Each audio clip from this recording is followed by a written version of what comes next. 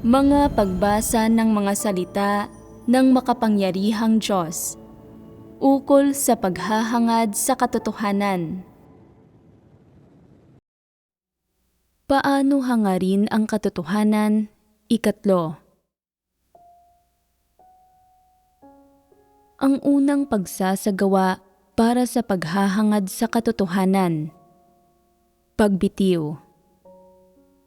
Pagbitiw sa mga hadlang sa pagitan ng sarili at ng Diyos at sa pagkamapanlaban ng isang tao sa Diyos. Una, pagbitiw sa mga kuro-kuro at imahinasyon tungkol sa Diyos. Pagbitiw sa mga kuro-kuro at imahinasyon tungkol sa gawain ng Diyos. Ilang panahon na nating pinagbabahaginan ang paksa ng paghahangad sa katotohanan. Napakalawak ng nilalamang nasasangkot sa paksang ito, pero gaano man kalawak ang nilalaman, hindi ito maihihiwalay sa ilang isyong nakakaharap ng mga tao sa kanilang pang-araw-araw na buhay na nauugnay sa kung paano nila tinitingnan ang mga tao at bagay at sa kung paano sila umaasal at kumikilos, hindi ba? Ang mga ito ay mga tunay na isyu sa buhay ng mga tao. Ang mga ito ay hindi hiwalay sa pang-araw-araw na buhay ng mga tao, ni hindi hiwalay sa normal na pagkatao ng mga tao. Ang mga isyong ito ay kinabibilangan ng mga saloobin at pananaw ng mga tao sa iba't ibang bagay, pati na ng lahat ng uri ng malalaking usapin na nakakaharap ng mga tao sa kanilang pag-iral at sa kanilang mga paglalakbay sa buhay. Ang nilalaman ng huli nating pagbabahaginan ay nauugnay sa isang aspekto ng pagsasagawa sa loob ng pagbitiw sa paano hangarin ang katotohanan, pagbitiw sa mga hadlang sa pagitan ng sarili at ng Diyos, at sa pagkamapanlaban ng isang tao sa Diyos. Ano ang nasasangkot sa pagsasagawang ito? Nasasangkot dito ang ugnayan sa pagitan ng mga tao at ng Diyos, hindi ba?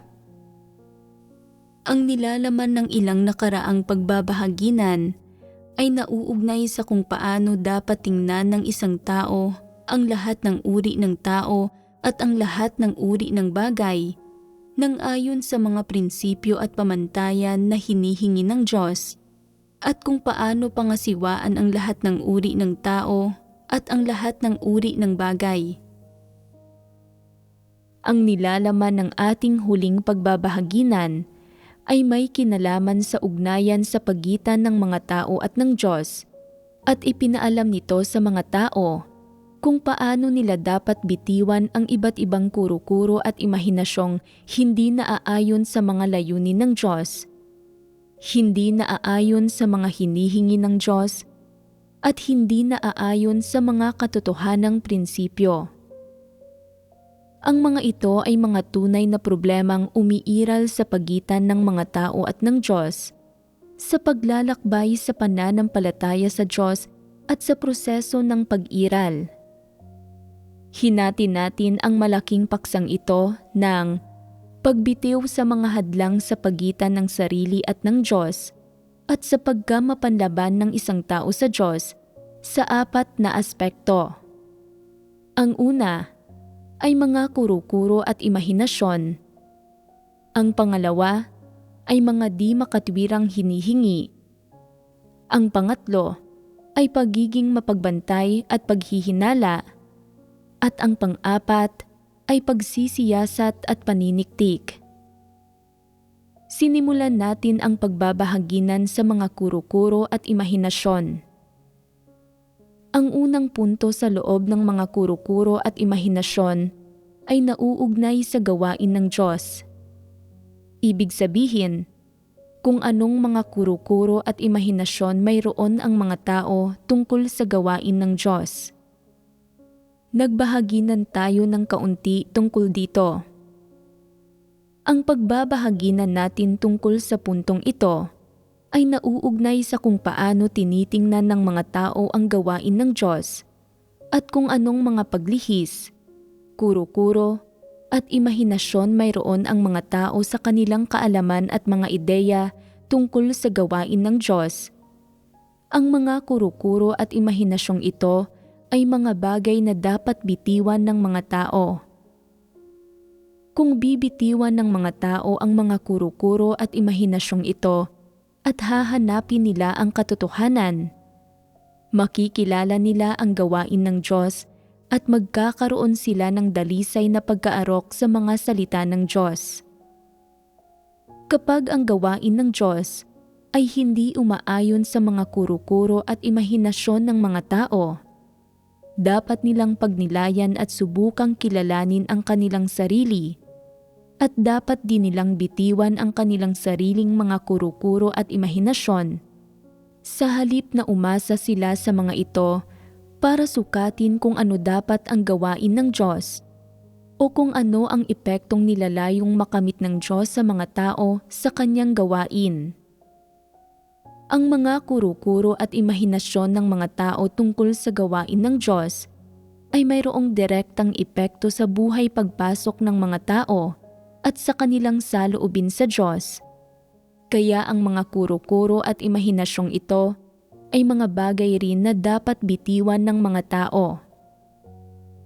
Halimbawa, nagbahaginan tayo na hindi binabago ng Diyos ang likas na kakayahan, personalidad, at mga instinto ng mga tao at iba pa, na ang mga likas na katangian na mayroon ang mga tao noong isinilang sila at ang mga instinto ng kanilang laman ay hindi ang mga pakay ng gawain ng Diyos at na pinapakay ng gawain niya ang mga tiwaling disposisyon ng mga tao at ang mga bagay sa loob ng mga tao na naghihimagsik laban sa Diyos at hindi kaayon ng Diyos.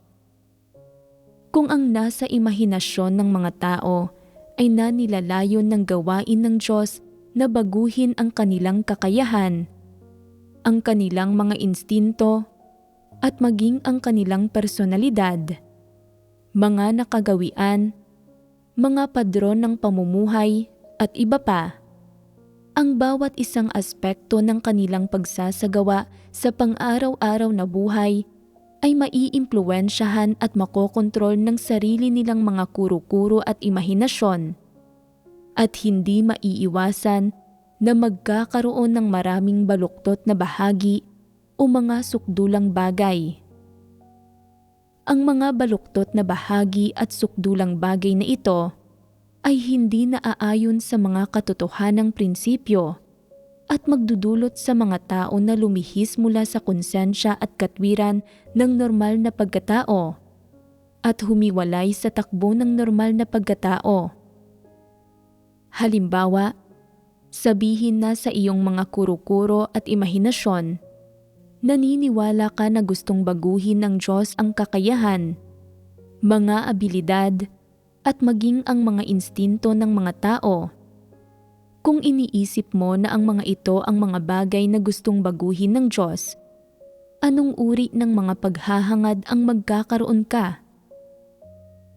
Magkakaroon ka ng mga paghahangad na baluktot at mahigpit na pinanghahawakan. Gugustuhin mong maghangad ng superior na kakayahan at tutuon ka sa pag-aaral ng iba't ibang uri ng mga kasanayan at pagiging dalubhasa sa iba't ibang uri ng kaalaman para magkaroon ka ng superior na kakayahan at superior na mga abilidad at superior na kabatiran at paglilinang sa sarili at maging ng ilang kapabilidad na superior sa mga kapabilidad ng mga ordinaryong tao. Sa ganitong paraan, bibigyan mo ng pansin ang mga panlabas na abilidad at talento. Kung gayon, ano ang mga kahihinatnan sa mga tao ng gayong mga paghahangad? Hindi lang sila mabibigong tumahak sa landas ng paghahangad sa katotohanan, kundi sa halip ay tatahakin nila ang landas ng mga Pariseyo. Makikipagkompetensya sila sa isa't isa para makita kung sino ang may superior na kakayahan, kung sino ang may superior na mga kaloob, kung sino ang may superior na kaalaman, kung sino ang may mas mahuhusay na kapabilidad, kung sino ang may mas maraming kalakasan, kung sino ang may mas mataas na katanyagan sa gitna ng mga tao at tinitingala at iginagalang ng iba. Sa ganitong paraan, hindi lang nila hindi magagawang isagawa ang katotohanan at kumilos ng ayon sa mga katotohanang prinsipyo, kundi sa halip ay tatahak sila sa isang landas na humahantong palayo mula sa katotohanan. F. Hindi binabago ng gawain ng Diyos ang mga likas na kondisyon ng mga tao. Layo nitong baguhin ang kanilang mga tiwaling disposisyon. Una, hindi binabago ng gawain ng Diyos ang mga likas na kondisyon ng mga tao. Ang gawain ng Diyos ay ang baguhin ang mga tiwaling disposisyon ng mga tao at ang kanilang iba't ibang walang katotohanang kaisipan at pananaw na lumalabag sa katotohanan sa loob ng saklaw ng kanilang normal na pagkatao para ang kanilang konsensya at katwiran ay manumbalik at mapabuti. Sa madaling salita, kapag mas nauunawaan mo ang katotohanan, magiging mas normal ang iyong konsensya at katwiran at patuloy ring uunlad ang mga ito sa isang kapaki-pakinabang na direksyon. Hindi ito supernatural kahit kaunti. Ano ang ibig kong sabihin sa salitang ito na normal? Kung ang mga tao ay may kamalayan sa konsensya at pagpapahalaga sa katarungan, magiging mabait sila. Kung isasaad ito gamit ang mga salita ng tao, sila ay magiging maunawain, matuwid, makatwiran, at hindi matigas ang ulo at hindi madaling mabaluktot. Ito ang epektong nilalayong makamit ng Diyos hinggil sa pagkatao ng mga tao. Habang mas lalong nauunawaan ng mga tao ang katotohanan, ang kaakibat na epekto ay na mas lalong nagiging normal ang pagkatao nila. Gayunpaman, kung maghahangad ang mga tao ayon sa kanilang sariling mga kuro-kuro at imahinasyon, ang mga kuro-kuro at imahinasyong ito ay magdudulot ng malaking negatibong impluwensya at negatibong paggabay sa kanilang mga paghahangad at aakay sa kanila sa lahat ng uri ng baluktot at mapagmatigas na sinusundan, sukdulan at walang katotohanang mga landas.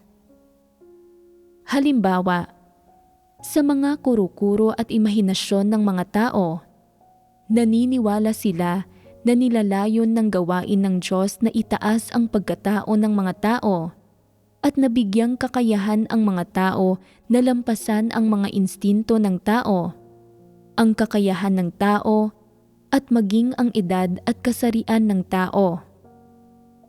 Kapag ang mga tao ay may mga kuro-kuro na tulad ng mga ito, sila ay maghahangad, magsusumikap at mangangapa sa ganitong direksyon. Anong mga bagay ang pagtutuunan nila kung gayon? Sa isang banda, tutuon sila sa kaalaman, mga abilidad, kasanayan, kaloob at talento. Sa kabilang banda, tutuon sila sa pagiging supernatural. Alam ba ninyo kung ano ang mga pagpapamalas ng pagiging supernatural? Nangangahulugan ba ito na sa ilang bagay, ang mga tao ay direktang sasailalim sa mga kalitatibong pagbabago nang hindi nagbabayad ng halaga? Tulad ito ng kapag ang isang tao ay hindi karaniwang nagbabasa ng mga salita ng Diyos, pero may nangyayari sa kanya at biglang lumilitaw sa isipan niya ang mga salita ng Diyos, o kapag ang isang tao ay hindi kailanman nagawang umawit o sumayaw, pero pagkatapos kasihan ay bigla niyang nagawang umawit at sumayaw at mahusay pa nga siyang nakakasayaw. O kapag ang isang tao ay hindi kailanman nag-aral ng isang banyagang wika, pero bigla siyang nakakapagsalita ng banyagang wika. Supernatural ba ang mga bagay na ito? Halimbawa, ipagpalagay na kailangan mong lumabas para sa isang apurahang usapin, pero hindi ka marunong magmaneho, at sa pagiging desperado mo ay nagdasal ka, at agad na nag-alab ang damdamin mo at biglang alam mo na kung paano magmaneho, at ang pagmamaneho mo ay kasing matatag pa nga ng isang driver na may karanasan na.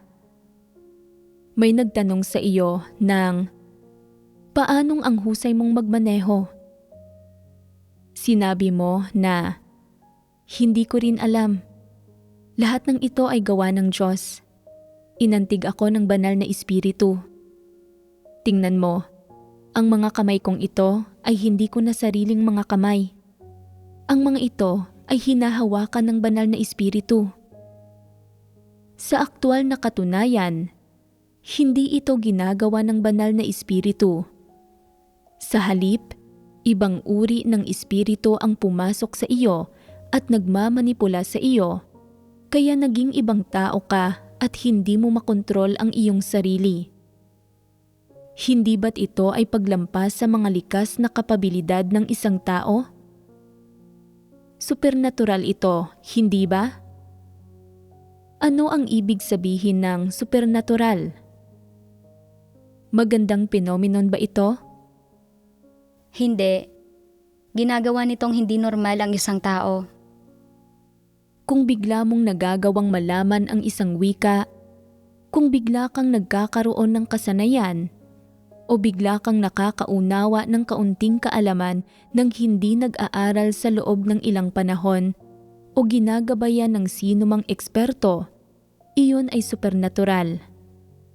Kung ang buhay disposisyon ng isang tao ay nagbago ng hindi niya kinakailangang hangarin ang katotohanan, maghanap, maghintay, o dumanas ng mga bagay, hindi ba't ito ay isang katakot-takot na usapin?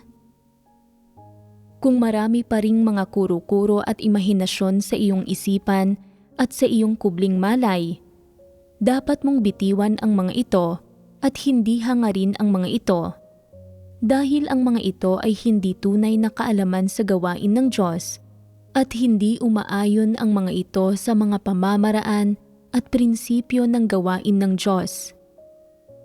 Ang gawain ng Diyos ay tiyak na hindi lalampas sa iyong normal na pagkatao, at ang epektong nakakamit ng gawain ng Diyos sa iyo ay tiyak na hindi ang pagbabago sa iyong normal na pagkatao patungo sa isang mataas at supernatural na pagkatao. Higit pa rito, hindi ka babaguhin ng Diyos mula sa isang normal na tao patungo sa isang di pangkaraniwang tao. Sabihin na sa proseso ng pagdanas sa gawain ng Diyos, lalong nagiging sensitibo ang iyong konsensya at nagkakaroon ka ng higit na pakiramdam ng kahihiyan. Ikaw ay nagiging mabait, nagagawa mong maging mapagsaalang-alang sa mga layunin ng Diyos, at nagagawa mong pangalagaan ang gawain ng iglesia at ang mga interes ng sambahayan ng Diyos. Higit pa rito, ang iyong mga salita at kilos ay hindi sumasalungat sa iyong konsensya at katwiran. Unti-unti mong nagagawang kumilos ng ayon sa mga katotohanang prinsipyo at nagagawa mong tukuyin ang lahat ng uri ng tao, pangyayari at bagay batay sa mga salita ng Diyos.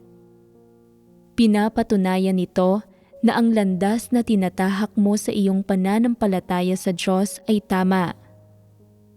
Pero ipagpalagay na tumutuon ka pa rin sa kung may maririnig kang tinig kapag ikaw ay nagdarasal at naghihintay ka sa kung anong inspirasyon, sinag ng liwanag o supernatural na pagbubunyag kapag naghahanap ka mula sa Diyos at nagsusumamo sa Diyos. Dagdag pa rito, ang iyong konsensya at katwiran ay hindi na panumbalik o naitama sa anumang paraan at hindi ka nakapagtaglay ng pagpapahalaga sa katarungan o hindi ka nakapagpasakop sa Diyos.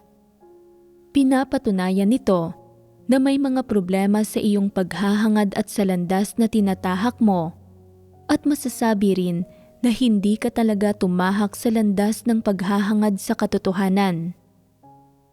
Madalas mo ring hindi namamalayan na hinahangad mo na maging isang supernatural na tao at madalas mong nadarama na dapat mong lampasan ang laman. Hindi nagugutom kung hindi ka kumakain at hindi napapagod o inaantok kung hindi ka natutulog o nagpapahinga sa loob ng ilang araw. At hinahangad mo pa nga na biglang makaunawa o maging dalubhasa sa mga bagay na hindi mo nauunawaan o hindi mo natutunan sa proseso ng paggawa ng tungkulin mo kapag apurahan mong kailangan ang mga ito. Ang mga imahinasyong ito tungkol sa mga supernatural na bagay ay pawang nagmumula sa mga kuro-kuro at imahinasyon ng tao. Dahil hindi naranasan ng mga tao ang gawain ng Diyos, likas silang puno ng mga imahinasyon tungkol sa kanyang gawain. Sa katunayan, ang gawain ng Diyos ang pinakatunay at pinakapraktikal sa lahat ng bagay. Hindi kailanman kumikilos ang Diyos ayon sa mga kuro-kuro at imahinasyon ng mga tao. Hindi niya kailanman ginagampanan ang ganitong uri ng gawain sa mga tao. Ginagawa lang niya ang kaunting supernatural na gawain sa ilalim ng mga napaka-espesyal na sitwasyon at sa napakakaunting tao. Pero ang gawaing ito ay pansamantala lang at isang bagay na kinakailangan sa mga espesyal na sitwasyon. Hindi ito isang pamamaraan ng gawain na madalas na naipapamala sa mga tao sa loob ng pagliligtas ng Diyos. Sa kanyang gawain ng pamamahala, nilalayo ng Diyos na iligtas ang mga tao, na bigyang kakayahan sila na iwaksi ang kanilang mga tiwaling disposisyon at magtamo ng kaligtasan, at ang batayang pamamaraan ng paggawa ng Diyos ay ang tustusan ang mga tao ng katotohanan para magawa nilang magsagawa ayon sa mga katotohanang prinsipyo pagkatapos nilang maunawaan ang katotohanan. Sa makatuwid, anumang mga kuro-kuro at imahinasyon ang mayroon ka sa iyong isipan at sa iyong kubling malay, gaano man kalohikal ang iyong mga kuro-kuro at imahinasyon, o gaano man natutugunan ng mga ito ang mga espiritual mong pangangailangan, anuman ang mga dahilan, ang mga ito ay palaging magiging mga kuro-kuro at imahinasyon at dapat mong bitiwan ang mga ito at huwag kumapit sa mga ito. Hanggang sa anumang antas man ginagawa ang gawain ng Diyos at gaano man ito tumatagal, ang mga tao ay palaging magiging mga tao at hindi sila magiging mga anghel kailanman. Pumuti ka man mula ulo hanggang paa, nang may puting buhok, nang may mukhang pinintahan ng puti, at puting pang-itaas at puting pantalon, at kahit nagsusuot ka rin ng 2 pakpak, hindi ka maaaring maging anghel. Ang mga tao ay palaging magiging mga tao. Dagdag pa rito, ang mga tao rito ay tumutukoy sa mga taong may konsensya at katwiran ng normal na pagkatao, hindi mga ekstraordinaryong tao, at lalong hindi mga di pangkaraniwang tao. Ang mga taong ito ay hindi talaga supernatural, pero malinaw na iba sila sa mga walang pananampalataya na hindi nananampalataya sa Diyos. Dahil hindi sila gumagawa ng kasamaan, kaya nilang isagawa ang katotohanan sa sandaling naunawaan nila ito at nauunawaan nila kung paano tingnan ang mga tao at bagay at umasal at kumilos ng batay sa mga salita ng Diyos at ng ayon sa mga hinihingi ng Diyos at sa mga katotohanang prinsipyo. sa halip na mamuhay ayon sa kanilang mga tiwaling disposisyon at sa iba't ibang kaisipan at pananaw na ikinikintal ni Satanas sa mga tao. Kahit gaano nakatagal na naghahangad ang mga tao ayon sa sarili nilang mga kuro-kuro at imahinasyon sa proseso ng pananampalataya sa Diyos, at kahit gaano nakarami ang nakamit nila sa tingin nila, hindi ito kinikilala sa mga mata ng Diyos at hindi tinatandaan ng Diyos ang anuman sa mga ito. Ano ang tinutukoy ko kapag sinasabi ko ito?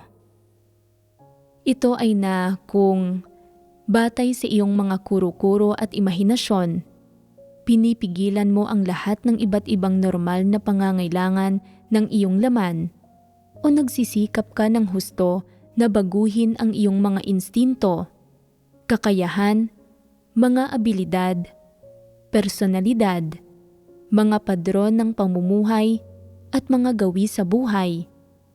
Gaano mo man pagsikapan na pigilan at baguhin ang mga bagay na ito, kahit na magawa mong makakuha ng ilang resulta, hindi ito nangangahulugan na may nakamit kang anuman sa landas ng pagsasagawa sa katotohanan. At higit pa rito, hindi ito nangangahulugan na isa ka ng tao na naghahangad sa katotohanan. Hindi tinatandaan ng Diyos ang mga bagay na ito. Nauunawaan ba ninyo?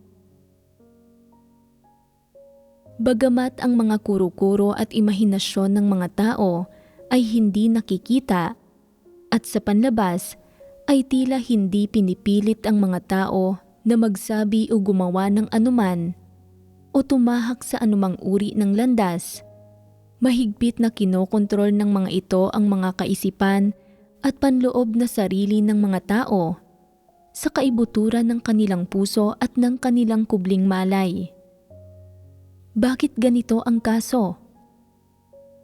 Ito ay dahil ang mga bagay na minamahal at hinahangad ng mga tao ay akmang-akma sa kanilang mga kuro-kuro at imahinasyon, at ang mga bagay na ito ay nagbibigay layaw rin sa mga pangangailangan ng laman ng tao at tumutugon sa lahat ng uri ng mga pagnanais at pagkamausisa ng mga tao. Halimbawa, sa mga kuro-kuro at imahinasyon ng mga tao, naniniwala sila na layon ng gawain ng Diyos na gawin silang mga ekstraordinaryong nilikha na naiiba sa mga ordinaryong tao, at na kapag inantig sila ng banal na espiritu, magagawa nilang magsalita ng ilang wika.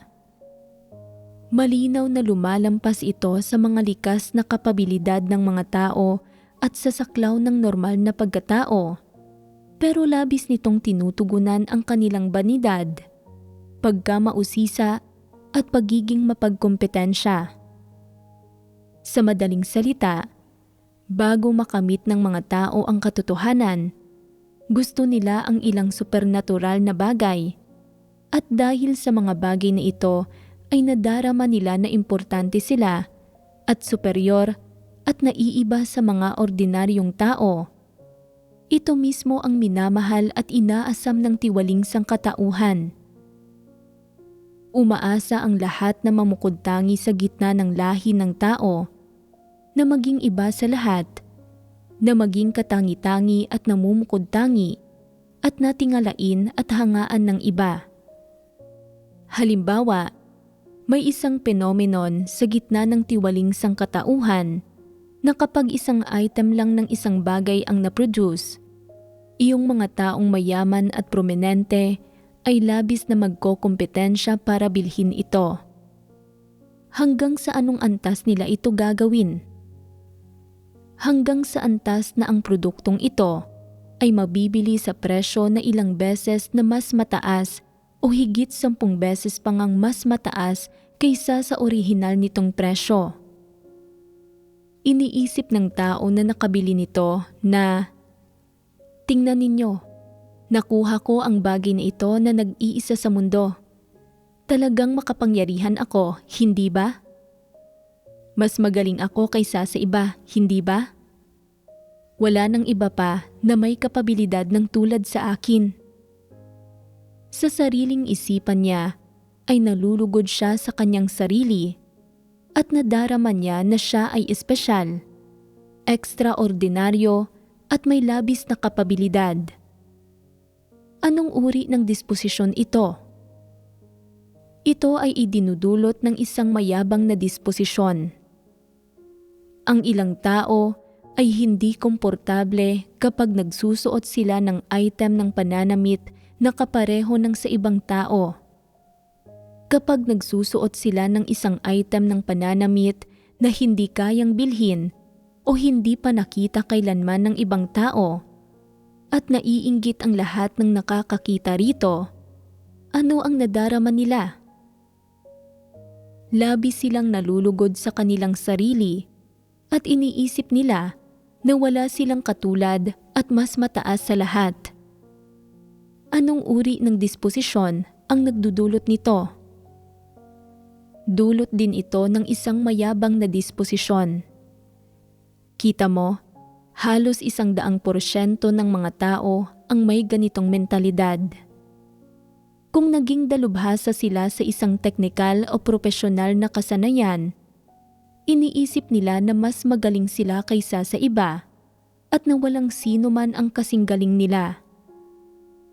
Kung nagiging dalubhasa rin ang ibang tao sa parehong teknikal o propesyonal na kasanayan, maiinggit sila sa taong iyon at desperado nilang hinihiling na walang makakapantay nila. Bakit sila may gayong mentalidad? Kung sila lang ang dalubhasa sa propesyonal na kasanayang ito, superior sila sa karaniwang tao sa grupo nila. Sa pagkakaroon ng kaalaman sa teknikal o propesyonal na kasanayang ito, natatakot sila na matututunan ito ng iba mula sa kanila. Kung hihingi ng tulong ang iba mula sa kanila, tuturuan ba nila ang mga ito? Tuturuan ka lang nila ng ilang simpleng bagay. Pagdating naman sa mga pinakaimportante at pinakamahalagang bagay, hindi nila ituturo ang mga iyon sa sinuman at hahayaan nila na ikaw na lang mismo ang umarok sa mga ito. Ano ang aktwal nilang iniisip? Kung ituturo ko ito sa iyo, paano ako mamumukod tangi? Kung kaya itong gawin ng lahat, hindi ba't magiging isang regular na tao lang ako? Kung wala sa inyo ang nakakaalam kung paano ito gawin, ako ang pinakasuperior na tao rito at kailangan ninyong lahat na magpalakas sa akin. Sa ganoong paraan, ay madarama ko na mahalaga ako, hindi ba? Hindi ba't ako ang may pinakamataas na katayuan at ang may pinakamahusay na kapabilidad sa inyo? Ako ang pinakaboss sa inyo, hindi ba? Sa pagkakaroon ng kaalaman sa isang propesyonal o teknikal na kasanayan, labis silang natatakot na matututunan ito ng iba mula sa kanila at ayaw nilang maging katulad nila ang iba. Sasama ang loob nila kung may sino man na may propesyonal o teknikal na kasanayan o espesyalisasyon na katulad ng sa kanila. Kaya palagi silang nag-iisip ng mga paraan para matuto ng isang bagay upang mahigitan ang iba. Gusto nilang maging superior sa iba at palagi nilang gustong mahigitan ang iba para madama na importante sila. Ito ba ang tamang paghahangad? Dahil mismo may gayong mga pag-aasam at paghahangad ang tiwaling sangkatauhan, natural silang nakakabuo ng lahat ng uri ng kuro-kuro at imahinasyon tungkol sa gawain ng Diyos at hinahangad nilang maging nakatataas kaysa sa ibang mga tao, na magkaroon ng katayuan at katanyagan, na madama na sila ay importante, na maging walang katulad, at maging superhuman pa nga o ekstraordinaryong mga tao sa mga mata ng iba. Sa makatwid, dapat bitiwan ng mga tao ang mga kuro-kuro at imahinasyong ito tungkol sa gawain ng Diyos. Pagdating sa mga detalye, paano ito dapat isagawa? Huwag maghangad ng mga superior na kaloob o talento at huwag maghangad na baguhin ang iyong sariling kakayahan o instinto. Bagkus, sa ilalim ng iyong likas na mga kondisyon, gaya ng kakayahan, mga abilidad, at mga instinto, gawin mo ang iyong tungkulin ayon sa mga hinihingi ng Diyos at gawin ang bawat bagay ayon sa hinihingi ng Diyos. Hindi humihingi ang Diyos ng lampas sa iyong mga abilidad o kakayahan. Hindi mo rin dapat pahirapan ang iyong sarili. Ayos nang gawin mo lang ang iyong makakaya batay sa nauunawaan mo at kaya mong matamo at magsagawa ka ayon sa kung ano ang makakaya ng iyong kalagayan. Halimbawa, kung tinutulutan ka lang ng kakayahan at mga talento mo na maging angkop para sa papel ng leader ng pangkat, gumawa ka ng mahusay bilang isang leader ng pangkat, inililista kung anumang mga trabaho at propesyonal na kasanayan ang nasa loob ng saklaw ng papel na ito. Isa-isang hinaharap ang mga ito at ipinapatupad ang mga ito ayon sa mga pamamaraan at prinsipyo na itinuro ng Diyos sa iyo. Sa ganitong paraan, mapapalugod mo ang Diyos. Ipagpalagay na sinunod mo ang iyong mga kuro-kuro at imahinasyon at iniisip mo na dahil may kapabilidad akong maging isang leader ng pangkat, kung mas magsisikap ako na maging mas mahusay, kung magtitiis ako ng kaunting paghihirap at magbabayad ng kaunting halaga at gagawa ang banal na espiritu ng malaking gawain sa akin, hindi ba't magagawa kong maging isang leader ng iglesia o ang leader ng isang grupo ng mga tagapagpasya? Maaaring isipin ng mga tao na hindi ko kaya, pero magsusumamo ako sa Diyos. Walang mahirap na makamit para sa Diyos. Ayaw kong maging isang leader ng pangkat. Magdarasal ako sa Diyos nang hinihiling sa Kanya na hayaan akong magpasa ng mas malaking gawain, na hayaan akong maging isang leader o manggagawa. Tama ba ang ganitong uri ng paghahangad? Hindi. Mali ito. Bakit mo sinasabi na mali ito? Ang gayong mga tao ay palaging gustong gumawa ng mga bagay na lampas sa sarili nilang kakayahan at mga abilidad, at hindi nila magawang tumuon sa sarili nilang gawain batay sa sarili nilang kakayahan at mga talento nang nananatili sa kanilang wastong lugar. Hindi naaangkop na palaging gustuhin na maging superhuman. Hindi ito ang dapat hangarin ng isang normal na tao. Madalas na sinasabi ng ilang tao na walang mahirap para sa Diyos. Isang katunayan ang kasabihang ito at kaya itong maunawaan ng lahat ng tao. Pero ang ilang tao ay may baluktot na pagkaarok. Naniniwala sila na ang anumang bagay na imposibleng gawin ng mga tao ay maaaring isakatuparan ng Diyos para sa kanila kung magdarasal lang sila sa Kanya at nasa pagsandig sa Diyos sa ganitong paraan. Maaaring lampasan ng mga tao ang sarili nilang mga instinto at maging superhuman sila. Ito ba talaga ang kaso?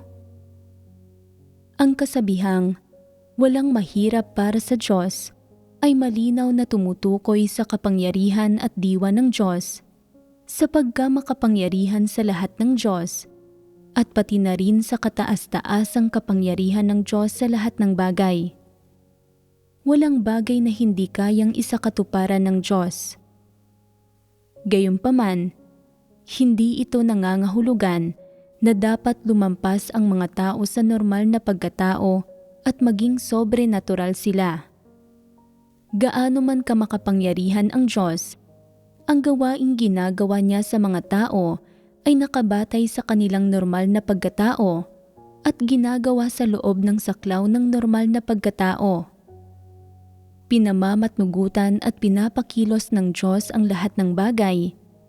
Pinapakilos niya ang mga tao, pangyayari at bagay para ang mga ito ay magserbisyo sa kanyang pagsasakatuparan sa lahat ng uri ng bagay nang isinasakatuparan ang mga katunayan na malapit na niyang isakatuparan. Sa loob ng panahon kung kailan isinasakatuparan ng Diyos ang lahat ng uri ng mga bagay, ang mga tao ay nasa normal na pagkatao pa rin. Walang nagbago tungkol sa kanila at mga tao pa rin sila. Gaano man kamakapangyarihan ang Diyos at anumang mga pamamaraan ang ginagamit ng Diyos para isagawa ang kataas-taasang kapangyarihan sa isang bagay o para maisakatuparan ang isang bagay, ang mga nilikhang tao ay palaging mga nilikhang tao. Namumuhay pa rin sila sa normal na pagkatao at hindi supernatural sa anumang paraan. Masasabi ba ninyong lahat na mga katunayan ang mga ito? Ano ang ibig sabihin ng hindi supernatural? Ibig sabihin nito na kapag pinamamatnugutan ng Diyos ang mga tao, pangyayari at bagay, walang magagawa ang mga tao kundi ang mamuhay, manatiling buhay, gawin ang bawat bagay at mamuhay sa kasalukuyang sandali sa ilalim ng pamamatnugot ng Diyos. Pero kapag namumuhay ka sa kasalukuyang sandali, magulo ba ang iyong kamalayan? Malinaw pa rin ang isip mo. Kaya agad bang umunlad o nagbago ang iyong kakayahan? Kapareho pa rin ito sa orihinal. Agad bang nagbago ang iyong mga instinto kung gayon? Hindi. Hindi rin nagbago ang mga ito. Sa ilalim ng kataas-taasang kapangyarihan, mga pamamatnugot at mga pagsasaayos ng Diyos, gaano man karaming bagay ang iyong dinaranas, walang anumang pagbabago sa iyong personalidad, mga gawi, mga pattern ng pamumuhay, at sa kakayahan, mga abilidad, at iba't ibang funsyon ng iyong normal na pagkatao. Sadya lang na kapag dinaranas ng mga tao ang gawain ng Diyos, dinaranas nila ang lahat ng uri ng mga bagay at tao sa kani-kanilang sariling kapaligiran na may huling resulta na sa proseso ng pagdanas sa gawain ng Diyos, nagkakamit sila ng kabatiran at natututo ng ilang aral. Kung sila ay mga taong naghahangad sa katotohanan, nagagawa nilang makakuha ng ani sa usapin ng katotohanan at pagkilala sa Diyos. Sa proseso ng pagdanas sa gawain ng Diyos, normal ang pag-iisip ng mga tao, hindi malabo ang kanilang kamalayan at ang kanilang kakayahan, mga abilidad at mga instinto ay nananatiling pareho katulad ng sa orihinal ng mga ito nang walang anumang pagbabago. Sa makatwid, ang walang mahirap para sa Diyos ay tumutukoy sa pagkamakapangyarihan sa lahat ng Diyos at sa pamamatnugot ng Diyos sa lahat ng bagay. Hindi ito tumutukoy sa paggawa sa mga tao na maging supernatural o pagbabago sa diwa ng mga nilikhang tao. Hindi binabago ng Diyos ang diwa ng mga tao. Ang mga tao ay tao pa rin, at ikaw man ay lalaki o babae, walang anumang pagbabago sa aspektong ito. Pinamamatnugutan ng Diyos ang lahat ng bagay, at ang Diyos ay omnipotente. Ito ang mga tinataglay ng Diyos at ang kanyang pagiging Diyos, at ito ang pag-aari ng Diyos. Ang walang mahirap para sa Diyos ay hindi nangangahulugan na naging sobrenatural ang mga tao, ni hindi rin ito nangangahulugan na ang mga tao ay omnipotente. Kahit na ang ilang individual ay kayang magkamit minsan ng ilang bagay na lampas sa sarili nilang kakayahan o lampas sa mga instinto ng kanilang katawan, ito ay ang gawain ng banal na espiritu. Ang Diyos ang nagbigay sa kanila ng kaloob na ito. Hindi sa ipinanganak sila na may ganitong abilidad. Ito ay dahil ang mga nilikhang tao ay walang abilidad na baguhin ang lahat ng ito na inorden ng Diyos. Magbibigay ako ng isang simpleng halimbawa tungkol sa usapin ng instinto ng tao. Halimbawa, kapag nakakarinig ang mga tao ng isang nakakatakot na tunog, matatakot sila at likas na mamamaluktot ang katawan. Kahit gaano ka nakatanda, ganito ka na simula pagkabata at magiging ganito ka pa rin hanggang mamatay ka. Ito ay instinto. Ano ang ibig sabihin ng instinto? Isa itong likas na funsyon ng pisikal na katawan at hindi ito kailanman magbabago. Sa pamamagitan lang ng pagtataglay ng mga instinto, mapapanatili ng isang normal na tao ang buhay at pananatiling buhay ng normal na pagkatao. Kaya ang mga instinto ng tao ay hindi isang bagay na nilalayong baguhin ng Diyos. Naunawaan mo ba ito? Ano ang tinutukoy ng ang Diyos ay omnipotente? Tinutukoy nito ang sariling awtoridad ng Diyos at ang pagkamakapangyarihan sa lahat ng Diyos. Mayroon ba itong anumang kinalaman sa mga tao? Wala itong kinalaman sa mga tao at hindi ito nangangahulugan na kayang gumawa ng mga tao ng mga supernatural na bagay. Hindi ito nangangahulugan na sa ilalim ng kontrol ng Diyos, ang mga tao ay omnipotente. Kahit na ang mga tao ay nasa ilalim ng kontrol ng Diyos, hindi nila kayang magkamit ng pagiging omnipotente. Bakit ganoon? Dahil ang mga tao ay hindi ang Diyos. Ang mga tao ay mga nilikha lang, samantalang ang Diyos ay natatangi. Tama iyan. Ganoon nga ito. Ang mga tao ay palaging magiging mga tao. Hindi sila magiging ibang espisye. At syempre, lalong hindi sila magiging Diyos. Hindi magbabago ang mga katangian ng mga tao. Hindi magbabago ang mga katangian ng mga tao, kaya magbabago ba ang kanilang mga instinto? Hindi magbabago ang mga instinto ng mga tao, pati na ang kanilang mga gawi sa buhay at mga pattern ng pamumuhay o ang mga likas na personalidad na ibinigay ng Diyos. Gamiting halimbawa ang mga pattern ng pamumuhay. Ang mga tao, tulad ng karamihan ng nilalang, ay nagtatrabaho pagkatapos sumikat ng araw at nagpapahinga pagkatapos lumubog ng araw. Kapag bumabangon sila sa umaga at nakapagpahinga ng maayos ang kanilang utak at komportable ang pakiramdam ng kanilang katawan, nagsisimula silang magtrabaho. Sa gabi, kapag nagsisimula ng mapagod ang kanilang katawan at humihikab sila at pagod na ang kanilang utak, nagsisimula silang pumasok sa isang kalagayan ng pamamahinga. Isa itong napakanormal na pattern ng pamumuhay. Isa itong karaniwang katangian ng mga tao at isa rin itong instinto ng tao. At syempre, isa rin itong pattern ng pamumuhay na itinatag ng Diyos para sa sangkatauhan. Ang pattern na ito ay natutukoy ayon sa pag-ikot ng araw, buwan at mga bituin at sa pagsikat at paglubog ng araw. Kung lalabagin mo ang pattern ng pamumuhay na ito, sa loob ng maiksing panahon ay maaaring walang anumang magiging malalaking problema. Kapag paminsan-minsan ay napapagod ka at gusto mong matulog, maaari kang magpigil ng sarili at uminom ng kaunting tsaa o kape at medyo maiibsan ang labis na pagkapagod ng iyong katawan. Pero sa katagalan ay magkakaroon ng mga problema ang iyong katawan.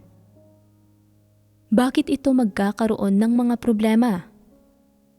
Dahil nilabag mo ang pattern ng pamumuhay na itinatag ng Diyos para sa mga tao. Kapag nagkakaroon ng mga problema ang katawan mo at nagpapakonsulta ka sa doktor, sasabihin nito na dapat kang matulog ng maaga sa gabi, nagpapahinga na pagdating ng alas 10 at bumabangon ng alas 4 o alas 5 ng umaga. Sa loob ng ilang buwan, magiging mabuti ka na muli. Pagkalipas ng 3 buwan ng pagsunod sa payo ng doktor, ang lahat ng sintomas ng pagiging hindi komportable ng katawan mo ay halos maglalaho, kaya iisipin mo na lumalabas na hindi naman mga seryosong karamdaman ang mga problema sa katawan ko, kundi idinulot ang mga ito ng hindi ko pagsunod sa normal na pattern ng buhay ko. Kita mo? Hindi ba't masasabi mo na ang mga normal na pattern ng pamumuhay ng mga tao ay hindi pwedeng labagin? Ang pattern na ito ng pamumuhay ng mga tao ay katulad ng sa ibang mga nilalang. Lahat ng ito ay nagtatrabaho pagkatapos sumikat ng araw at nagpapahinga pagkatapos lumubog ng araw. Siyempre, may ilang nilalang tulad ng mga kuwago na nagpapahinga sa araw at lumalabas at nagiging aktibo sa gabi. Ang kanilang pattern ng pamumuhay ay iba kumpara sa mga tao at sa ibang mga nilalang. Pero kung gusto mong labagin ang ganitong pattern ng mga ito, magiging imposible iyon. Dagdag pa rito, ang ilang nilalang ay nagha-hibernate kapag taglamig. Ang mga tao ba ay may ganitong pattern? Wala. Hindi kailangang mag-hibernate ng mga tao. Ang buhay ng mga tao ay mayroong isang pattern. Nagpapahinga sila sa loob ng 1 o 2 araw kada linggo. Nagtatrabaho sila pagkatapos sumikat ng araw at nagpapahinga pagkatapos lumubog ng araw, at palagian nilang pinapanatili ang ganitong normal na pattern ng pagtatrabaho at pagpapahinga. At sa ganitong paraan ay maaaring mapangalagaan ang kanilang buhay at mapanatili ang kanilang pananatiling buhay. Ang mga tao ay may sarili nilang mga pattern ng pamumuhay, at ang mga pattern ng pamumuhay na ito ay itinatag ng Diyos. Ang lahat ng ito ay makabuluhan, at ang lahat ng ito ay para sa layunin ng pagpapanatili sa normal na buhay at pananatiling buhay ng sangkatauhan. Sa makatwid, hinding-hindi lalabagin ng gawain ng Diyos ang mga pattern ng buhay at ng pananatiling buhay ng tao gaya ng nasa imahinasyon ng mga tao, at dapat mo ring bitiwan ang kuro-kuro at imahinasyong ito. Kung pipilitin ng mga tao na labagin ang mga pattern na ito na itinatag ng Diyos para sa kanila, o kung palaging gustong baguhin ng mga tao ang mga ito dahil pinapamahalaan sila ng ilang ideya tungkol sa mga supernatural na bagay, magiging kahangalan iyon. Kung iniisip mo na ang pagbabago sa mga ito ay mag-aangat sa iyong buhay at magpapabuti sa iyong pagkatao, subukan mong baguhin ang mga ito at tingnan mo kung gaano kakatagal na mabubuhay. Tingnan mo kung paano magbabago ang mga bagay sa mga susunod na araw, at kung aangat ba ang iyong normal na pagkatao, at kung ikaw ba ay magiging superhuman o isang anghel. Kung naniniwala ka na ang gawain ng Diyos ay dapat na may supernatural na elemento at na dapat nitong baguhin ang iyong mga pattern ng pamumuhay, at gusto mo ring pilit na baguhin ang mga ito para ikaw ay maging lampas sa karaniwan, maaari mo itong subukan. Maaari na pagkatapos mong sumubok sa loob ng ilang taon, talagang nabago mo nga ang mga pattern ng iyong pamumuhay at pananatiling buhay.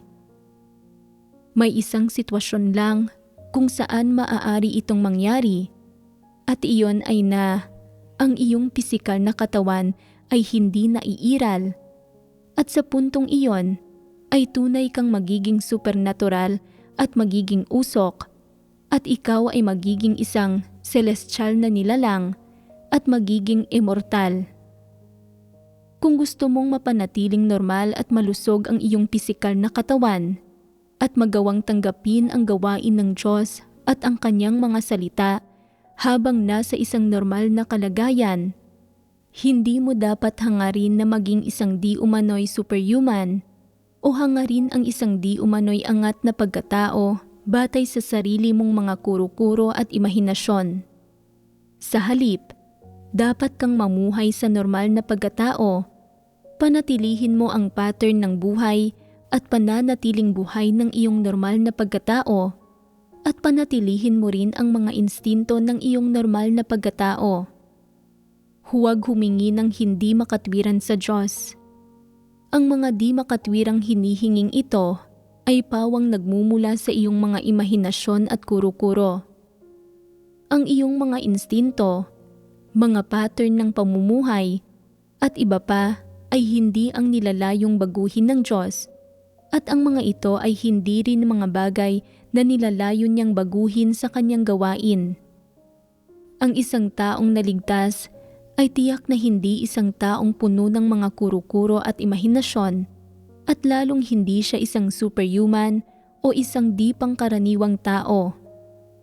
Sa halip, isa siyang taong may normal na pagkatao at konsensya at katwiran, isang taong nagagawang makinig sa mga salita ng Diyos at tingnan ang mga tao at bagay at umasal at kumilos ng ayon sa mga katotohanang prinsipyo. Isa siyang tao na kayang magpasakop sa Diyos sa lahat ng bagay, na hindi supernatural kahit kaunti, at na ang pagkatao niya ay partikular na normal at praktikal.